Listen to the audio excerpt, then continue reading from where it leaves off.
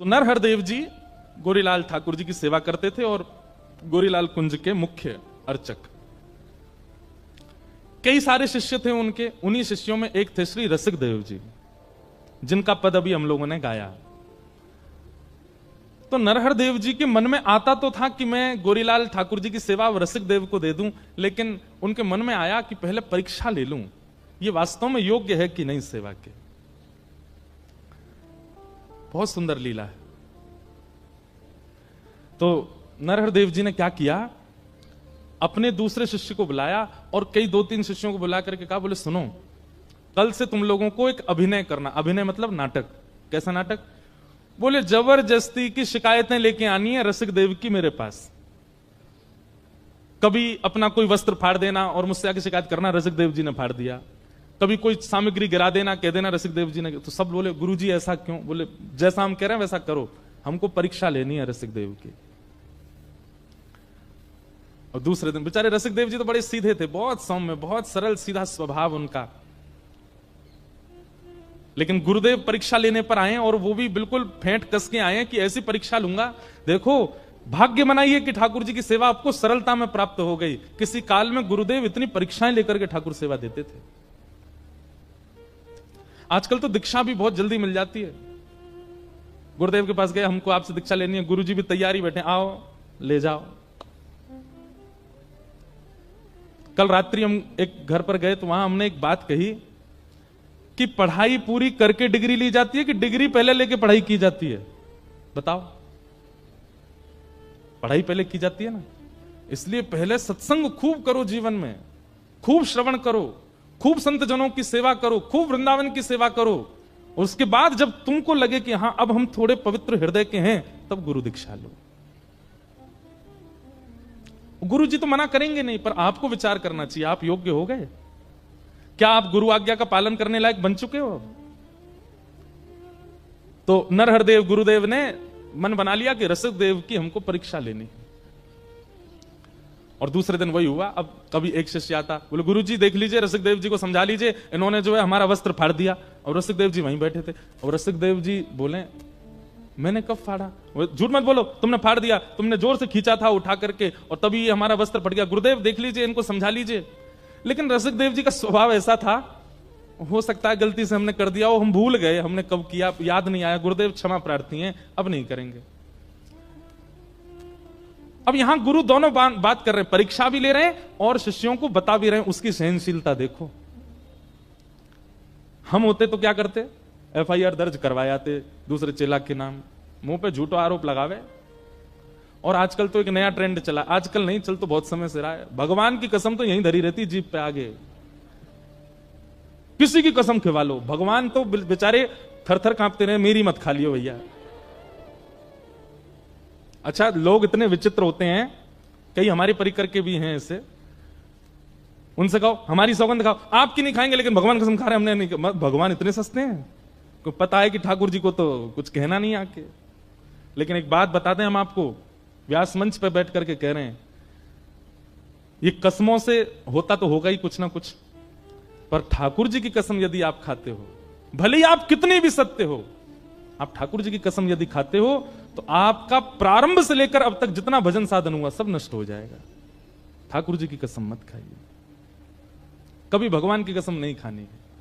ये आज प्रण ले लीजिए, मैया की खा लो, पिताजी की खा लो, पत्नी की खा लो, बच्चन की खा लो, क्यों? जे अपने इनकी खाओ, ठाकुर जी उनकी नहीं। चाहे आप सत्य क्यों नहीं कह रहे हो तब भी नहीं। वो बात अलग है कि जब कोर्ट में जाते हैं तो फिर वहां तो फिर वही दरवाई दिए जाते हैं हाथ, वहां भी झूठ बोलते हैं लोग, गीता जी पे हाथ धर के भी झूठ बोल देते हैं। इसीलिए तो जेल होती है फिर उनका, क्योंकि सारा पुण्य नष्ट हो जाता है। तो रसिकदेव जी का स्वभाव कैसा? उन पर झूठा आरोप लगाते हैं। गुरुदेव देखिए ये ऐसा करता है। रसिकदेव जी बोले गलती से हो गया होगा, किया नहीं है रसिकदेव जी ने, लेकिन कह रहे हैं ये कह रहा है तो सत्य ही होगा, कर दिया होगा मैंने। गुरुदेव क्षमा प्रार्थी, अब नहीं करूंगा।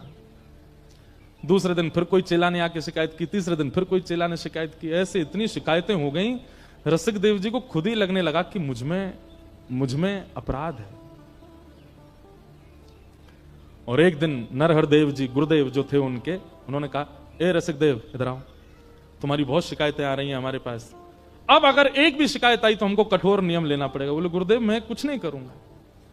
रसिक देव जी कुछ नहीं करते, सुबह स्नान करके एक कोने में खड़े रहते, भैया मुझसे पता नहीं कब अपराध बन जाता है, आज मैं कुछ नहीं करूंगा। उस दिन पूरे दिन कुछ नहीं किया, उस दिन भी गुरुदेव पर एक शिकायत पहुंच गई, देखिए रसिक देव जी ने हमारी ऊपर ना उठा के जो है मिट्टी में फेंक दिया।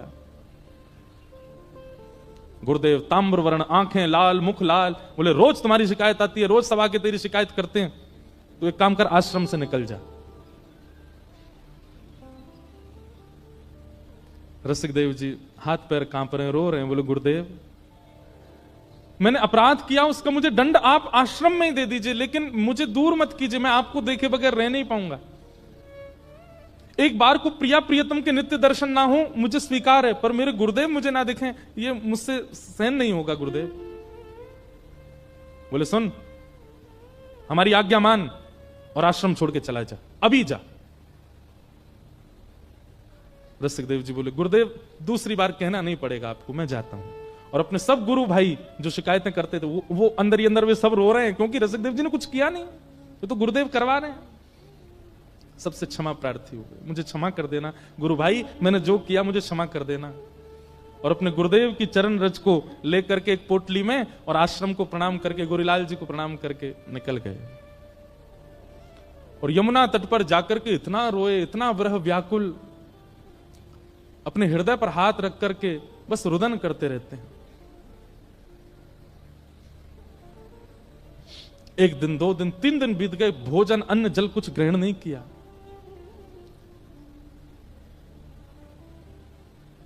लेकिन रसिक देव जी के इतनी ख्याति थी कि उनके कई वैष्णव बाहर के ऐसे थे ब्रजवासी जो उनको घेरे रहते थे, तो वे सब लाते, उनको प्रसाद पवा देते, उनके वस्त्र धो देते, उनकी सेवा कर देते।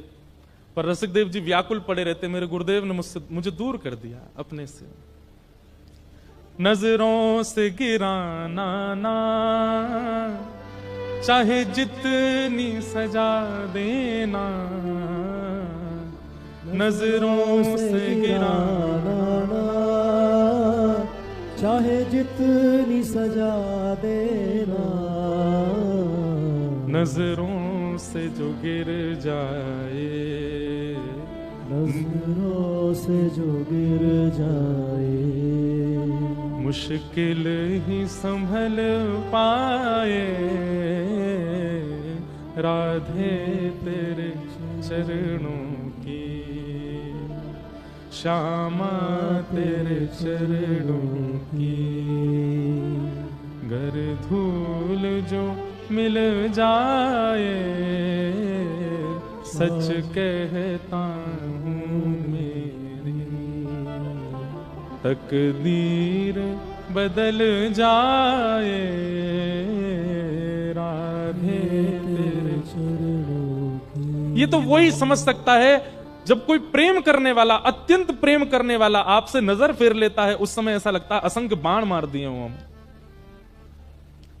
रसिक देव जी की निष्ठा प्रिया प्रियतम में है, पर जितनी प्रिया प्रियतम में है उससे कई गुना ज्यादा अपने गुरुदेव में, और वो गुरुदेव अपने नजरों से आगे कर दें, और वो भी तब जब रसिक देव जी का कोई अपराध नहीं।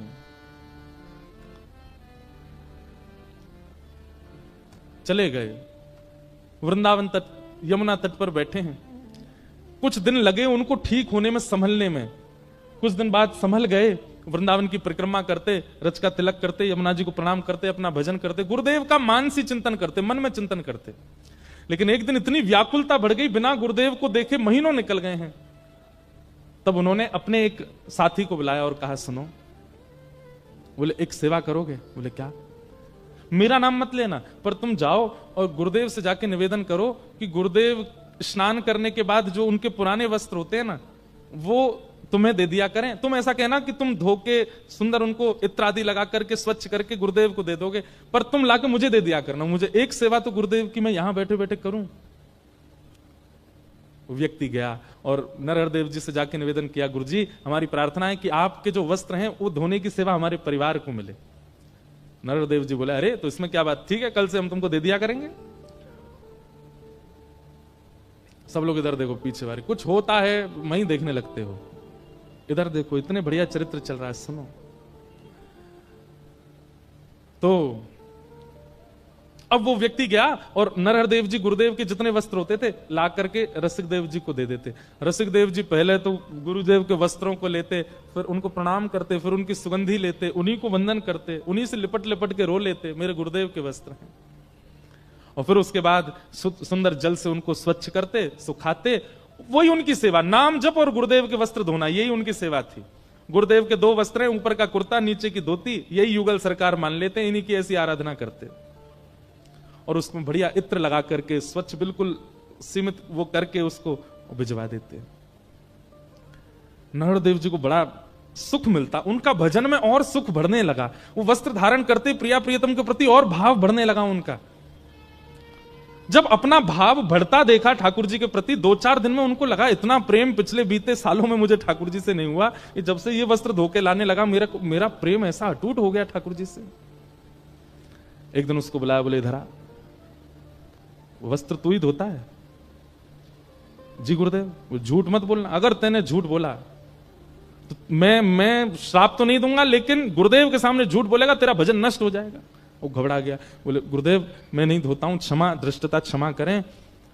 आपके परम रसिक शिष्य श्री रसिक देव जी वो यमुना तट पर बैठे, आपने उनको दूर कर दिया गुरुदेव, वो बहुत रोते हैं आपकी व्याकुलता में, वो आपके वस्त्र धोते हैं, मैं आपसे वस्त्र लेके वहां चला जाता हूं, वो धोते हैं, वो आपके युगल वस्त्रों को युगल मान करके पूजा करते हैं, सेवा करते हैं, इत्र लगाते हैं, धोते हैं, सुखाते, फिर भेजते हैं। नरहर देव जी के नेत्र बंद हो गए, नेत्रों में आंसू आ रहे हैं, क्योंकि इतना प्रेम ठाकुर जी के प्रति किसी सामान्य की सेवा से नहीं हो सकता। शिष्य की सेवा से भी गुरु का प्रेम बढ़ता है। लोग कहते हैं गुरु पहलवान, गुरु मेहरबान तो चेला पहलवान, पर कभी कभी चेला पहलवान हो ना तो गुरु पर भी ठाकुर मेहरबान होते हैं। शिष्य अपना शिष्यत्व देखे। लेकिन नरहरदास जी ने अपने चेहरे, अभी परीक्षा पूरी नहीं हुई और महाराज उतार करके वस्त्र उसके मुंह पर मार दिए। बोले सुन, लेकर के जा और उसके मुंह पर मार करके बोलियो अभी तो आश्रम से निकला, मेरी आज्ञा है वृंदावन छोड़ के चला जाए, छोड़ दे वृंदावन। वो घबरा गया, बोले गुरुदेव ऐसा मत। बोले नहीं तो तुझे भी निकाल दूंगा, जाकर के कह दे उसको वृंदावन छोड़ के चला जाए। परीक्षा की पराकाष्ठा। एक बात तो स्पष्ट हो गई भैया इस भक्त चरित्र में कि बिन परीक्षा प्रेम लक्षण चित्त में प्रकट होगा नहीं। और हम परीक्षाओं से डरते हैं, हम परीक्षाओं से भागते हैं, परीक्षाओं से बचते हैं।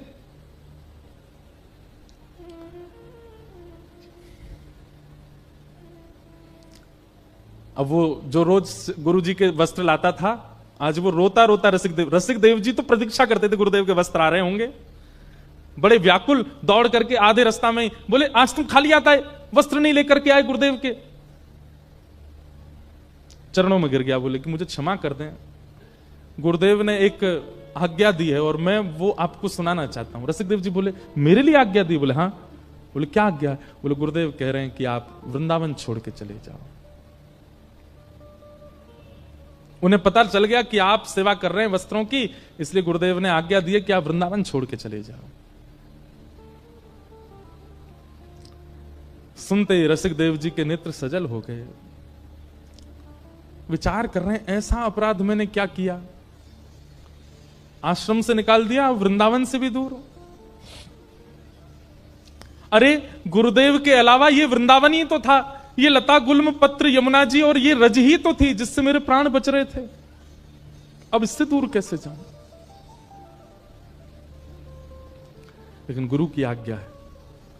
जो उनकी थोड़ी बहुत सामग्री थी उठा करके अपने कंधे पर टांग करके श्री रसिक देव जी वृंदावन छोड़ के चले गए।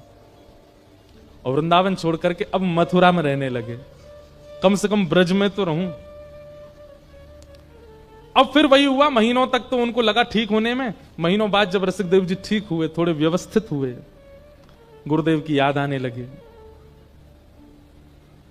बंधु सुनने में आपको थोड़ा अटपटी नहीं लग रही कथा? क्योंकि हमारा स्वभाव ऐसा है ही नहीं। इतनी नकारताएं अगर हम अपने जीवन में देख लें, हम तो त्याग ही कर देते हैं। अरे गुरुजी लो अपनी कंठी माला धरो। पर संबंध वो अच्छा जिस संबंध में हमारा सामने वाला चाहे जैसा हो, हम उसका त्याग ना करें। संबंध वो अच्छा।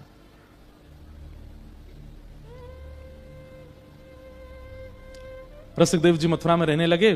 कुछ दिन बाद थोड़े ठीक हुए, तो ठीक होकर के अब सोचने लगे गुरुदेव के दर्शन तो कर नहीं सकता, वस्त्र भी छू नहीं सकता, कैसे क्या करूं। लोग बाग आते थे रसिकदेव जी से मिलने, दान दक्षिणा चढ़ाते थे, रसिकदेव जी सब इकट्ठी करते। पहले तो लेते ही नहीं थे, लेकिन फिर इकट्ठी करने लगे, और इकट्ठी करके महीना में जितनी दक्षिणा इकट्ठी होती, किसी सेठ को बुलाते मथुरा के, और सेठ से कहते सुनो, वृंदावन में गोरीलाल कुंज है ना, वहां जाना, और वहां के जो श्री महाराज जी हैं उनको अपनी तरफ से, मेरा नाम नहीं लेना, अपनी तरफ से निवेदित कर देना, कह देना ठाकुर जी की सेवा के लिए कुछ दक्षिणा है। सेठ जाता, सेठ गया, जाकर के महाराज खूब सारा धन, जैसे ही उसने नरहरदेव जी को प्रणाम, बोले ठाकुर जी की सेवा के लिए, उत्सव के लिए थोड़ी राशि है महाराज जी, स्वीकार करो। महाराज जी बोले अरे वाह भैया बढ़िया, अब चलो महाराज ठाकुर जी का बढ़िया उत्सव करेंगे हम इससे। और धन ले लिया, धन लेकर के खूब सुंदर उत्सव किया। उत्सव हुआ वृंदावन में, और विश्राम घाट मथुरा में नाच रहे थे श्री रसिकदेव जी की आज ठाकुर जी का उत्सव हो रहा है, मेरी सेवा कैसे भी गुरुदेव स्वीकार तो कर रहे हैं।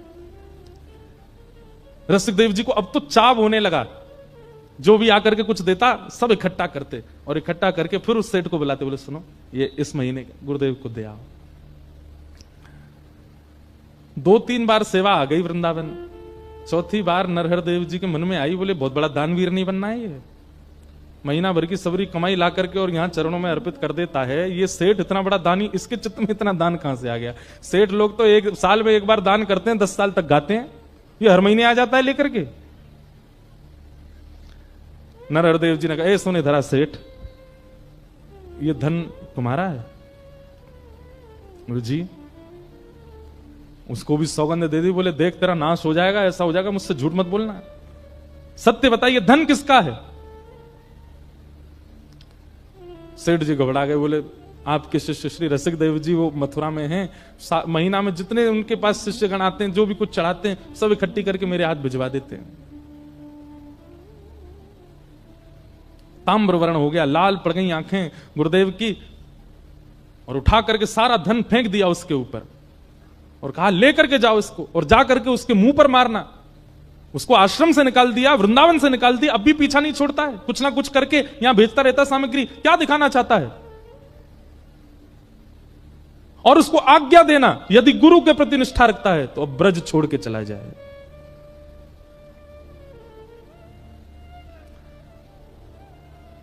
सेठ जी वापस गए और रसिकदेव जी के चरणों में वह दक्षिणा अर्पित कर दी। बोले कि गुरुदेव बहुत नाराज हो गए, आज उन्हें पता चल गया कि आप सेवा भेजते हैं, और उन्होंने आज्ञा की है कि आज सूर्यास्त होने से पहले पहले ब्रज छोड़ के चले जाओ।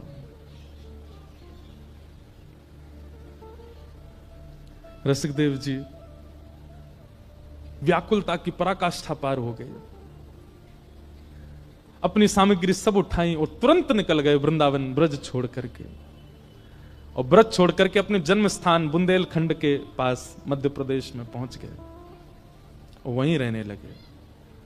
अब ना तो सेवा कर पाते हैं, ना सेवा पहुंचवा पाते हैं, कुछ नहीं करते, केवल वहां बैठे बैठे मानसी में गुरु का स्मरण करते हैं नित्य, अपने गुरुदेव का त्याग नहीं किया। नित्य मानसी में प्रिया प्रियतम और प्रिया प्रियतम के चरणों में बैठे गुरुदेव, और इन तीनों की उपासना करते हैं श्री रसिकदेव जी महाराज। अब तो वर्षों बीत गए, वृंदावन देखा भी नहीं रसिकदेव जी ने। कुछ वर्ष बाद श्री नरहर देव जी बुंदेलखंड यात्रा पर गए, और जैसे ही बुंदेलखंड यात्रा पर गए तो पूरे बुंदेलखंड के वैष्णव समाज इकट्ठा हो गया, सबने खूब स्वागत किया। इतने बड़े रसिक संत आए हैं वृंदावन से। कुछ लोगों ने जाकर के श्री रसिकदेव जी से कहा, बोले आपके गुरुजी आए हैं बुंदेलखंड, आप वृंदावन नहीं जा सकते, आपको अधिकार नहीं है, कम से कम यहां उनका दर्शन कर लीजिए, वो नगर भ्रमण पर निकले हैं, आप बाहर आ जाइए ना, हम लेके चलते हैं, आप दूर खड़े होकर ओटो में से दर्शन कर लेना। रसिकदेव जी रोने लगे, हाथ पांव चलाने लगे, बोले मेरा मन तो बहुत है कि मैं गुरुदेव को एक बार देख लूं, लेकिन मुझे भय इस बात का, कहीं उन्होंने मुझे देख लिया तो वो प्रसन्न मुद्रा में होंगे, हंस रहे होंगे, कहीं मुझे देख करके उदास ना हो जाए, दुखी ना हो जाए, मेरे मुख से कहीं उनके चित्त पर मलिनता ना आ जाए। सुनो, तुम जाओ और गुरुदेव को देखना, उनकी रूप माधुरी का दर्शन करना, और उनके नेत्र कैसे लग रहे हैं, नासिका कैसी, कान कैसे, चरण कैसे, और जो वो चल के चले जाएं उनकी रज ले आना। ऐसी गुरु निष्ठा ये केवल सुन लीजिए, आज तो देखने में मिल भी नहीं सकती। हम जब जाते हैं तो सब हमको प्रणाम करते हैं, जय श्री कृष्ण करते हैं। वहां जाते हैं सब वैष्णव खड़े हो गए, कोई कुछ लाते हैं, कुछ इतना सब स्नेह देते हैं, पर बुरा नहीं मानिएगा। कल कोई यहां पर आकर के कहते महाराज जी कल रात को पी रहे थे, तो आप लोग एक क्षण नहीं लगाओगे, भले ही वो बेचारा ये कहना भूल जाए कि चाय पी रहे थे, इतने में ही आपकी निष्ठा नष्ट हो जाएगी। ये संसार का स्वरूप है। मैं और आप तो आज इस स्थिति में कि हम केवल ये 4 घंटा बैठ के चर्चा कर लें, इतना ही बहुत है। इसके अलावा हमसे कुछ होना नहीं है। हम यहां से जाके भी कुछ गलती करेंगे और यहां आते हैं तब भी कुछ गलत करके ही आते हैं। ये रसिकदेव जी की निष्ठा, ऐसी निष्ठा जीवन में नहीं आ सकती हमारे चित्त में। अपने परिकर से बोलते हैं जाओ गुरुदेव के नेत्र कैसे हैं, गाल कैसे हैं, कान कैसे, नासिका कैसी, और जब वो चल के चले जाए ना, उनकी चरण रज लिया ना, मुझे बताना। परिकर जाता है, आकर के बताता, बोले गुरुदेव के बाल थोड़े से पक गए, गुरुदेव के नेत्र ऐसे हैं, गुरुदेव थोड़े वृद्ध हो गए, धीमे धीमे चलते हैं। सुन करके श्री रसिकदेव जी रोने लगे। रज जैसे ही आई, माथे से लगाई, कंठ पर लगाई, मुख में धारण कर ली, मेरे गुरुदेव के श्री चरणारविंद। चित्त से लगा करके पूरी रात चिंतन करते रहे। अब तो रसिकदेव जी की ऐसी स्थिति हो गई कि रसिकदेव जी अपनी कुटिया में बैठते हैं और नेत्र बंद करके अपने गुरुदेव का स्मरण करते हैं। वहां गुरुदेव के साथ क्या घटना होती है वो रसिकदेव जी को यहां बैठे बैठे दिखने लग जाता है। एक दिन बुंदेलखंड यात्रा पर रात में गुरुदेव स्नान करने के लिए ब्रह्म मुहूर्त में निकले, तो उस समय पे प्रकाश के लिए टॉर्च तो होती नहीं थी, तो दिया हाथ में लेकर के गुरुजी जा रहे थे। हवा जोर की चली, दिया बुझ गया, और दिया जैसे बुझा तो एक वृक्ष की टहनी थोड़ी नीचे थी, वो गुरुदेव के माथे पर लग गई। और जैसी लगी, यहां ब्रह्म मुहूर्त में श्री रसिकदेव जी अपनी कुटिया में रोने लगे और माथा पकड़ करके कहने लगे, अरे कोई जाओ, मेरे गुरुदेव के माथे पर लगी है, अभी अभी एक टहनी लगी है। रसिकदेव जी के परिकर ने उनका हाथ जैसे दूर किया तो चोट लगी गुरुदेव को, पर रक्त निकला श्री रसिकदेव जी की। ऐसी स्थिति। लेकिन लोग जाकर के केवल कहते हैं नरहर देव जी की कैसी निष्ठुरता, इतने में भी रसिकदेव को स्वीकार नहीं कर रहे हैं। किसी ने जाकर के ये घटना सुना दी कि गुरुदेव आपके माथे पर लगी थी कल। बोले तुम्हें कैसे पता, मेरे साथ तो कोई था नहीं। बोले भगवान, आपका एक शिष्य बैठा है यहां से थोड़ी दूरी पर, आपके साथ कुछ भी घटना होती है उसे पता चल जाता है। परसों आपको एक बूढ़ी मैया ने गर्म दूध पिला दिया था, आपका मुख जल गया था। बोले हाँ, जला आपका मुख, छाले पड़े रसिकदेव जी के। बोले उसको स्वीकार कर लो। तुरंत अपना जो साथ में था कुछ भी उठाकर बोले भाग यहां से, उसका नाम मत लेना मेरे सामने आकर के। अब तो रसिकदेव नरहर देव जी के संग रहने वाले जो और शिष्य थे ना, उन सबको लगने लगा हमारे गुरुदेव की बुद्धि को क्या हो गया है। स्वयं कह करके उसकी शिकायतें करवा दी, हम लोगों से झूठी झूठी शिकायतें सुन करके उसको निकाल दिया, आश्रम से निकाला, वृंदावन से निकाला, ब्रज से निकाला, और अब भी उसको स्वीकार नहीं कर रहे हैं। ये चाहते क्या है। और इतने क्रोध में आ गए, रसिकदेव जी का नाम सुनते ही तुरंत शिष्यों से बोला अभी वृंदावन चलो, अब नहीं रहना यहां पर। शिष्यों में से भी कई लोगों ने कहा बोलो गुरुदेव ऐसा स्वभाव आपका पहले तो नहीं था, आप ये किस प्रकार का व्यवहार कर रहे हैं रसिकदेव। बोले मुझे मत सिखाओ, चलो यहां से। बड़े बड़े संतों ने, बड़े बड़े आचार्यों ने, बड़े बड़े भक्तों ने जाकर के नरहर देव जी से कहा कि रसिकदेव को स्वीकार कर लो, पर उन्होंने नहीं किया। ऐसी परीक्षा तो किसी गुरु ने नहीं ली। नरहर देव जी वापस वृंदावन आए और वृंदावन में जैसी गोरीलाल जी की सेवा में पहुंचे, तो अब तक तो और बालक सेवा कर रहे थे, आज जैसे ही आप स्वयं सेवा में गए तो आपने क्या देखा, भीतर विराजमान युगल सरकार प्रिया प्रियतम के नेत्रों से अश्रु गिर रहे हैं। नरहर देव जी ने तुरंत पर्दा किया, चरणों में गिर गए, बोले सरकार जय जय, आप क्यों रुदन कर रहे हैं, सेवा में कोई चूक हो गई, रसोई सिद्ध नहीं हो रही, आपके श्रृंगार में कोई कमी हो रही है, आप क्यों रुदन कर रहे हैं सरकार। प्रिया प्रियतम सचल हो गए उनके सामने, और किशोरी जी आज्ञा देकर के कहने लगी, बोले अब हमसे ये देखा नहीं जा रहा है, अब परीक्षा की पराकाष्ठा कर रहे हैं आप। इतनी परीक्षा तो कभी श्याम सुंदर नहीं लेते, इतनी परीक्षा की भावना तो कभी किसी देव चित्त में नहीं आती, जितने कठोर हृदय से आप रसिकदेव की परीक्षा ले रहे हैं। हमारी आपसे प्रार्थना है रसिकदेव को अब स्वीकार कर लो। नरहरदेव जी उठ करके नृत्य करने लगे, बोले मैं बस इसी की प्रतीक्षा कर रहा था कि आप कहो कि उसको स्वीकार करो। मुझसे सबने कहा, आचार्यों ने कहा, शिष्यों ने कहा, पर मैं रसिकदेव की भक्ति आपके मुख से सुनना चाहता था। मेरे शिष्य की पराकाष्ठा, मेरे शिष्य का प्रेम कोई और मुझसे कहे, मुझे उसमें रुचि नहीं थी। मैं चाहता था कि प्रिया प्रियतम स्वयं एक दिन प्रकट होकर के कहेंगे कि रसिकदेव जैसा शिष्य इसको स्वीकार करो, तब स्वीकार करो। ये परीक्षा इसी के लिए कर रहा था कि आप बोलो। आज नरहरदेव जी का एक अलग रूप दिखा, जो इतने निष्ठुर, इतने कठोर हृदय के बन गए थे पिछले कुछ वर्षों में, आज वो द्रवित हृदय, इतने दिन का भरा था हृदय में, नेत्रों से अविरल अश्रुधार गिर रही है, और अपने सब शिष्यों से कहने लगे, मेरे प्राण, मेरे जीवन, मेरे अत्यंत प्रिय रसिकदेव को कोई लेकर के आओ।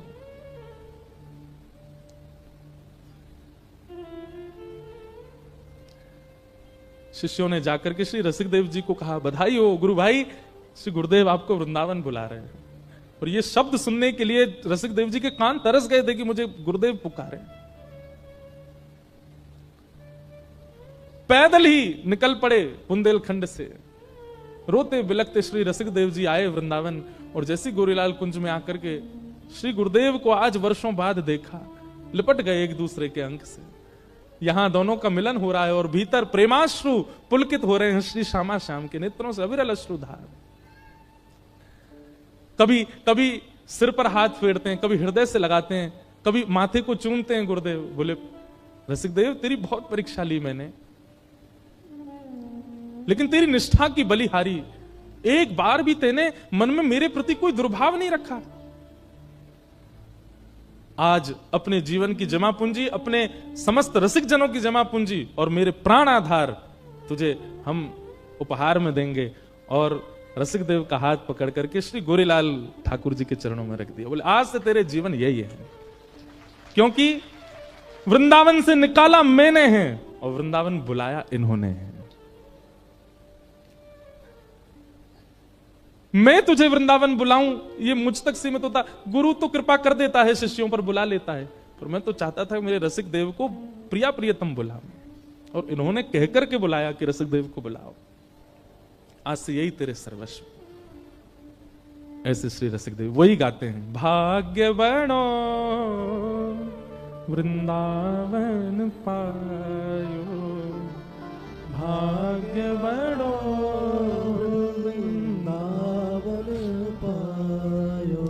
श्री रसिक बिहारी की गति पाई, श्री रसिक बिहारी की गति पाई, रसिक बिहारी की गति पाई, रसिक बिहारी की गति पाई, धन धन लोक कहायो,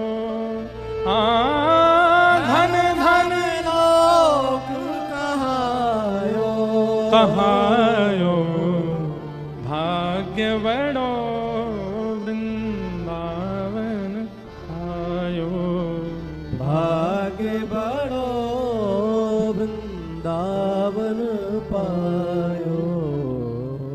ऐसे श्री रसिकदेव जी।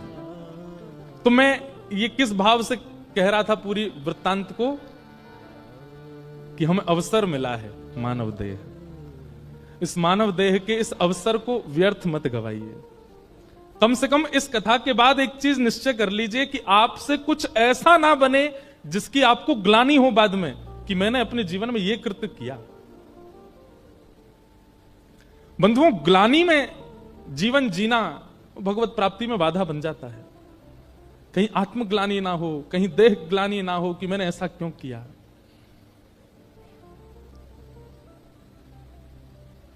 ये तो थी रसिकदेव जी की वाणी, लेकिन एक भाव हमारे लाल जी ने लिखवाया है, वृंदावन के प्रति कैसा होना चाहिए।